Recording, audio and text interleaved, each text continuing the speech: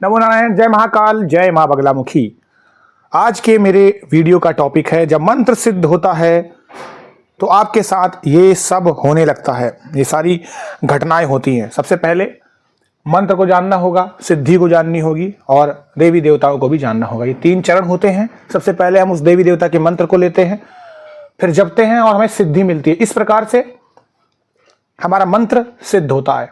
देखिए, गीता में श्री कृष्ण भगवान ने बात कही है कि तुम देवताओं को याद करो, उनका स्मरण करिए, आप अपने आप को देखेंगे ऊर्जावान पाएंगे, वो तुम्हें हष्ट और पुष्ट बनाएंगे। इसका मतलब होता है कि जिस भी देवी देवता का आप जाप करते हैं, हवन करते हैं, पूजन करते हैं, उनकी ऊर्जा आपके शरीर में आने लगती है।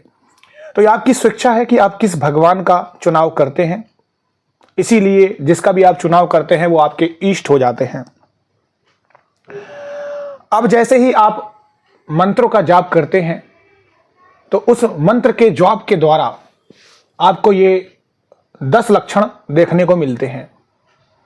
जब तक ये मंत्र सिद्ध नहीं होता है तब तक बिल्कुल ये मान के चलिए कि आप गर्भ में पड़े हुए एक शिशु के समान हैं, और जब आप बाहर निकलेंगे तब आपको बाहरी दुनिया का ज्ञान होगा। अभी आप अवसाद, आलस्य, घृणा, ईर्ष्या, लोभ, लालच से घिरे हुए हो।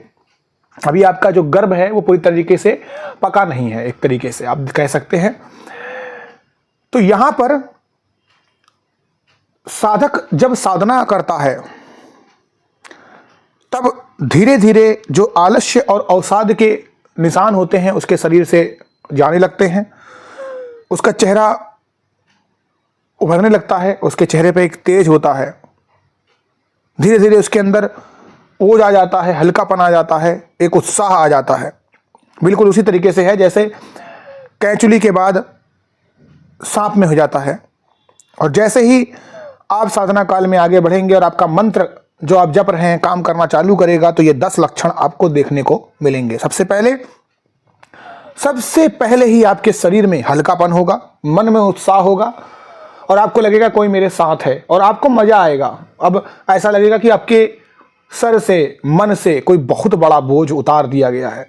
ये नियम है साधना का। इवन मैं तो कहूंगा पूजा पाठ का भी है, या कोई भी मंत्र आप कर लें, कोई भी प्रार्थना आप कर लें, सबसे पहले आपका शरीर का हल्कापन होना स्टार्ट हो जाएगा। दूसरी बात है, ऐसे इंसान का ऑरा ब्रॉड होता है तो इसके शरीर में से एक विशेष प्रकार की सुगंध आती है। ठीक है। तीसरी बात है ऐसे इंसान की स्किन चिकनाईदार होती है, कोमल होने लगती है। आप देखेंगे इसके चेहरे पर एक ओज होगा, मैंने बात की है पहले ओज की। तो चेहरा लालिमा लिए हुआ होगा, उसे बात करने के लिए लोग लालायित होंगे। वो जिसको भी देख लेगा वो मंत्र मुग्ध करेगा और ये कह सकते हैं कि उसके चेहरे पर वशीकरण होगा। लोग उससे अपने आप खिंचते चले जाएंगे। चौथा चीज है, ऐसा इंसान तामसिक चीजों से यानी तामसिक खाने से घृणा कर लेगा, सात्विक दिशा में सात्विक भोजन करेगा और पशु, पक्षी, जीव, पेड़, पौधे सबसे प्रेम करेगा और परोपकार की भावना ले आएगा। कहीं पर भी कुछ हो रहा होगा तो उसे अच्छा नहीं लगेगा, बोलेगा ये नहीं होना चाहिए। अब उसके सामने जो भी घटना घटित होगी, खराब होगी, तो उसमें वो आवाज उठाना चालू कर देगा। उसे लगेगा चाहे ज्ञान के द्वारा, चाहे जैसा आप समझ लीजिए छल बल, उसके द्वारा भी करेगा। और अगर आप किसी के अच्छे के लिए कोई भी प्रकार का छल या बल करते हैं वो बुरा नहीं होता, याद रखिएगा। पांचवा काम, ऐसा इंसान स्वार्थ का काम करेगा, परमार्थ का काम करेगा, स्वार्थ का काम कम करेगा।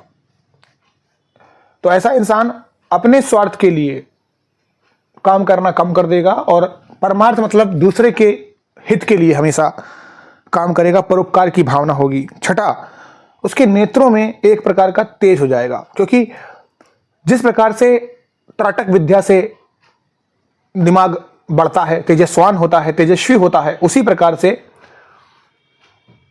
ऐसा इंसान जिंदगी में सब कुछ पाते चला जाता है, सब कुछ उसे मिलता है और उसकी आंखों में एक ऐसा तेज होता है। सबसे पहले तो अगर उसे कोई चश्मा लगा होगा, आई साइट उसकी वीक हुई, आंखों में प्रॉब्लम हुई, नेत्रों का कोई विकार हुआ, वो खत्म हो जाएगा और उसे चीजें अच्छी होना अभी स्टार्ट होने लगेंगी।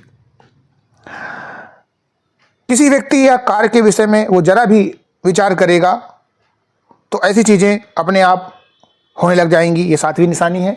और किसी भी परीक्षा में वो बैठेगा, पास हो जाएगा, हर परीक्षा में आगे निकलता चला जाएगा, इसमें कोई शक नहीं है। हर चीज़ उसे विन आगे मिलने लगेगी और चीज़ें उसके सामने स्वतः ही होने लग जाएंगी, इसमें कोई शक नहीं है।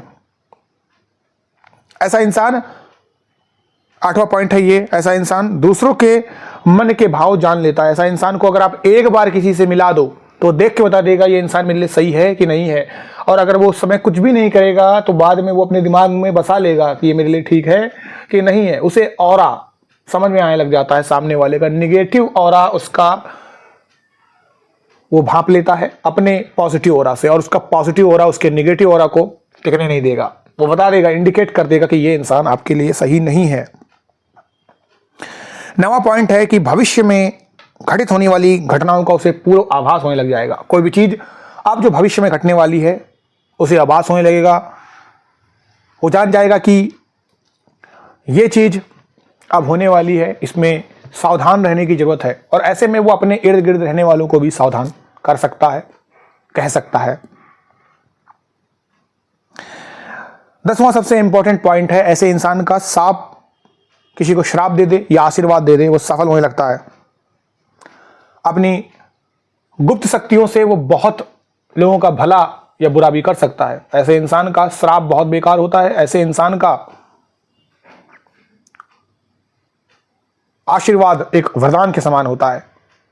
तो अगर आपको भी कोई साधक टकराए जिसके अंदर मैं ना हो, देखिए बात यहां पर यही आ गई, मैं ना हो, चुपचाप रहता हो, साधना अर्चना करता हो, तो ऐसे इंसान का आशीर्वाद लें, उससे दुश्मनी न लें। जो लोग मेरे चैनल पे नए आए हैं वो मेरे चैनल को लाइक और सब्सक्राइब करें। जो लोग पुराने से हैं उनका बहुत बहुत शुक्रिया, प्यार, धन्यवाद अब तक के सफ़र के लिए। आशा करता हूँ आप सभी लोग अच्छे होंगे, स्वस्थ होंगे और आपकी आध्यात्मिक उन्नति बढ़ रही होगी। मुझे याद दीजिए। नमो नारायण, जय महाकाल, जय मां बगलामुखी।